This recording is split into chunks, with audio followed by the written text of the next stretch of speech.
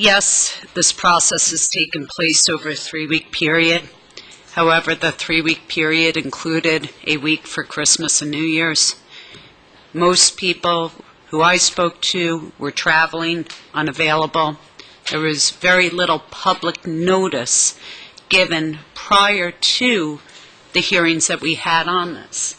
So although it has been 3 weeks, it hasn't been a true 3-week open process for something of this magnitude.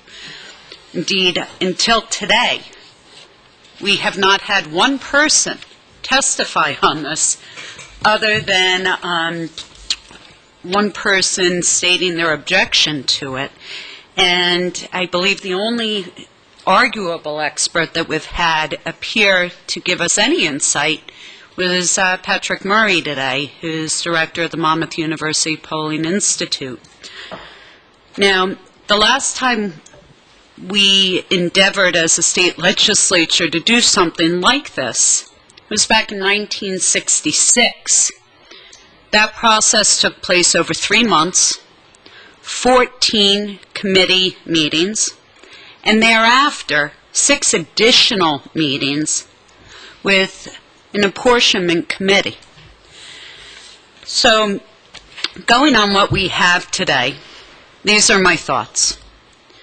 We've heard words utilized for this that include appalling, most baffling, dishonest.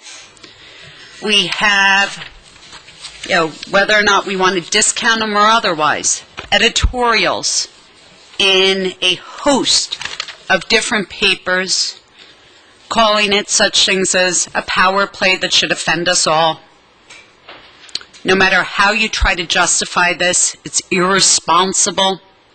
There's no justification. In the name of good government, we need to stop the final vote from happening. Utterly shameless effort to advance democratic cause. Dishonest. The proposal purports to mandate at least 10 competitive districts. But when you delve into it, a district can actually lean one Republican or Democratic way by 13 points. And under this proposal still qualify as being competitive, even though in every different facet, a 13-point victory is considered a landslide. It institutionalizes non-competitive districts. It creates voter apathy. And as this last election showed, we have a hell of a lot of voter apathy in New Jersey. The district I ran in, people still care, people still come out and vote. We still had low numbers. But my district had more people vote for the person who lost against me than 2 and 3 districts combined for the winner in certain areas of the state. So do I believe that we need to figure out a way to get our voters out there? Absolutely. But this institutionalizes people not wanting to participate in the process. It's more power for incumbents. It's the last thing in the world we want to do, is provide incumbents in the state of New Jersey with more power to stay there.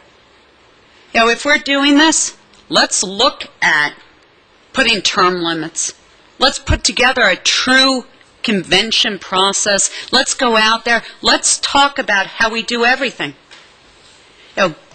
Maybe have, instead of us all running every 2 years and selling our souls to special interest groups because every time we turn around and get elected, we've got to be out there again raising money, maybe we figure out a better way to do it.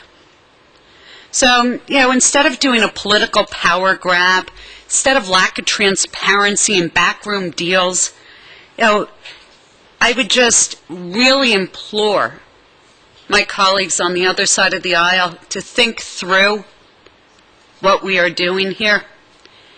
And if we think that the voters of the state of New Jersey already kind of throw their hands up and just have reached a point of not wanting to participate, this really doesn't give any sort of warm and fuzzy feelings. I have yet to find one person, one, who has been able to cogently explain to me why we are doing this.